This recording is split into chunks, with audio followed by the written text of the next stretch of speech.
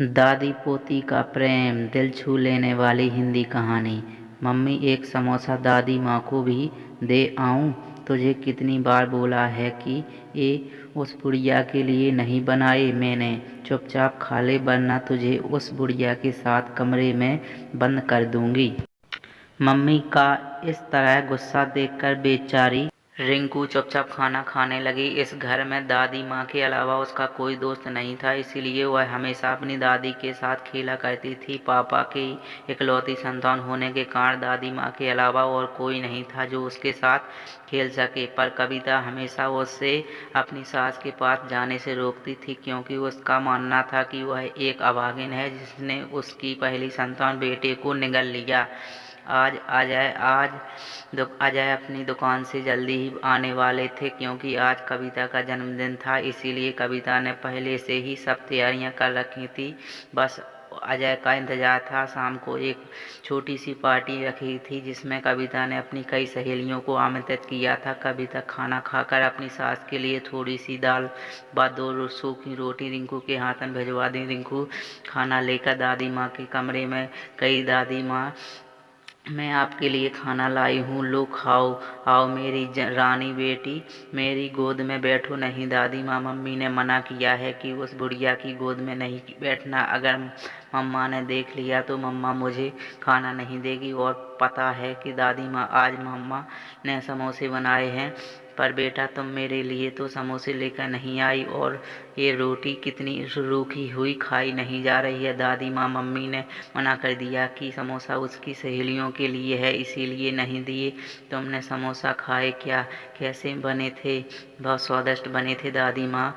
रिंकू के मुँह से ये बात सुनकर बुढ़िया के मुँह में पानी आ गया। रिंकू बेटा, आप समोसे और कितने बचे हैं? बहुत बचे हैं दादी माँ। अभी तो दादी माँ देखती है, अगर मम्मी किचन में नहीं हुई है तो आपके लिए एक समोसा ले आऊँगी। रिंकू बाहर निकलते ही देखते ही मम्मी तो नहीं है, तो अभी टीवी देखने में बिजी है। चुपके से किचन में घुस जाती है और धीरे से कहाड़ से एक समोसा लेकर अपने नन्हे हाथों में छुपाए अपनी दादी को लेकर देती है। बुढ़िया जैसे ही रिंकू के हाथों में समोसा देखती है तो वह बहुत खुश हो जाती है और जल्दी जल्दी खाने लगती है। रिंकू जब ये सब देखती है तो उसे बहुत आश्चर्य होता है कि दादी माँ, धीरे खाओ नहीं तो गले में ही अटक जाएगा। बुढ़िया थोड़ी ही देर में समोसा चट कर जाती है। वास्तव में समोसे तो बहुत स्वादिष्ट हैं बेटा, चुपके से एक और ले आओ, और खाने का मन कर रहा है। अभी नहीं दादी, मम्मी देख लेगी तो